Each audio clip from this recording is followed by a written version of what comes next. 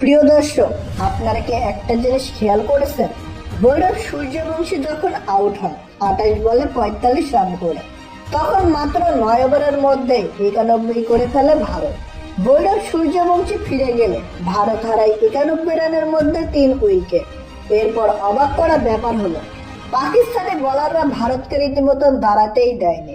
মাত্র 43 রানের মধ্যে সর্বশেষ 8 উইকেট ফেলে দিয়েছে তারা, এবং শেষ পর্যন্ত ভারত অবিশ্বাস্যভাবে মাত্র 136 রানের মধ্যে অল আউট হয়ে যায় 19 ওভারের মধ্যে। মানে 20 ওভার পর্যন্ত ব্যাটিং করতে পারেনি ভারত। এতটাই দারুণ বোলিং করেছে, এতটাই দারুণ কামব্যাক করেছে পাকিস্তান, সেটা সত্যি অবিশ্বাস্য। প্রথম ম্যাচে আরব আমিরার বিপক্ষে 297 রান করা ভারত, দ্বিতীয় ম্যাচে পাকিস্তান এ দলের বিপক্ষে অল আউট হয়ে গেছে মাত্র 136 রানে।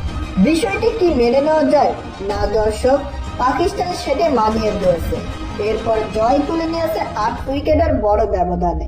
13 ওভারের মধ্যে খেলা শেষ করে দিয়েছে পাকিস্তান, ভারতকে 8 উইকেটের ব্যবধানে হারিয়ে রীতিমতো রেজিস্ট্রেশন এশিয়া কাপে রাজত্ব শুরু করে দিয়েছে পাকিস্তান।